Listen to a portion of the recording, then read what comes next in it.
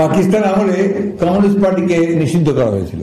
এই ধরনের ঘটনা যারা স্বৈরাচারী, যারা আপনার ডিক্টেটরস, যারা আপনার জনগণের সঙ্গে যাদের সম্পর্ক থাকে না, তারা এই ধরনের সিদ্ধান্ত বহু নিয়েছে এবং এগুলো কি তাদেরকে নিতে হয় বিভিন্ন সময় বিভিন্নভাবে। কেন এতদিন নেয়নি কেন তারা, আজকে এখন নিচ্ছে কেন? এই জন্য তাদের অনেক যুক্তি থাকবে, অনেক কথা তারা বলবে। আমরা যে কথাগুলো বলছি এই জন্য তারা আবার অনেক কথা বলবে, তাতে আমাদের কিছু যায় আসে না। আমরা খুব পরিষ্কার করে বলি যে আমাদের বক্তব্যে আমরা খুব পরিষ্কার, আমরা বিশ্বাস করি আপনার বহুদলীয় গণতন্ত্রে, আমরা বিশ্বাস করি যে যারা যারা এখানে রাজনীতি করে তাদের অধিকার আছে রাজনীতি করার।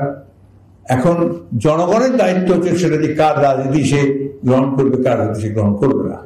যে সরকার একটার পর একটা ইস্যু তৈরি করে, সেই ইস্যুকে ডাইভার্সনের দিকে দিয়ে যায়, এখন আবার এটাকে তারা ওই একই আরেকটি তাদের একটা প্রজেক্ট। আমরা ভাই বহুদলীয় গণতন্ত্রে বিশ্বাস করি। আমাদের ঘোষিত কর্মসূচি আদর্শ সত্য হচ্ছে আমাদের বহুদলীয় গণতন্ত্র। আপনারা দেখেছেন যে বিভিন্ন পত্র পত্রিকায় আপনার নিহতদের একটা সংখ্যা দিয়েছে। ওদের শিক্ষার্থী আছে 45 জনের মতো, কিন্তু শিক্ষার্থীরা বলছেন প্রায় 62 জন।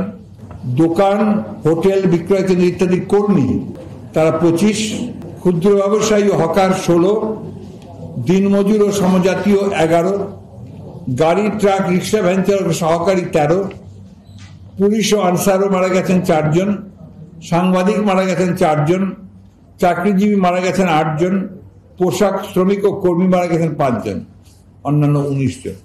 জন্মের পর থেকে এই ধরনের এত ভয়াবহ নৃশংস মর্মান্তিক ঘটনা আমরা দেখিনি আগে। কোনো বাদ বিচার নেই। একটা ছেলে একটা গুলি খেয়েছে, গুলি খাওয়ার পর তার বন্ধু যখন তাকে টেনে নিয়ে যাচ্ছে তখন আবার তাকে গুলি করছে, পয়েন্ট ব্ল্যাঙ্ক গুলি করেছে।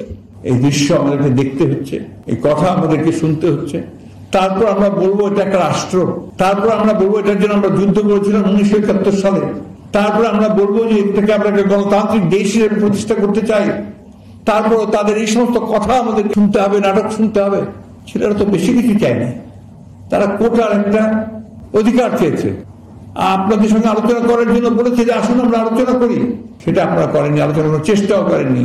আপনারা হাইকোর্টকে দিয়ে তখন আপনার সবচেয়ে দাম্ভিকতা, আপনাদের যে জমিদারের যে সুলভ যে আপনার ব্যবহার, সেই ব্যবহার করেছেন, তাদেরকে বারবার ধমক দিয়েছেন, হুমকি দিয়েছেন। ভারতের যে মিডিয়া, সোশ্যাল মিডিয়া থেকে শুরু করে তাদের যে মূল যে গণমাধ্যম, সেই গণমাধ্যমে কিন্তু বাংলাদেশে ছাত্রদের উপরে যে নির্যাতন হয়েছে, গুলি হয়েছে, তাকে যে গুলি করে হত্যা করা হয়েছে, এই বিষয়টা অত্যন্ত গুরুত্ব সহকারে প্রাধান্য পাচ্ছে এবং তার সমালোচনা করা হচ্ছে আপনার অত্যন্ত গভীরভাবে।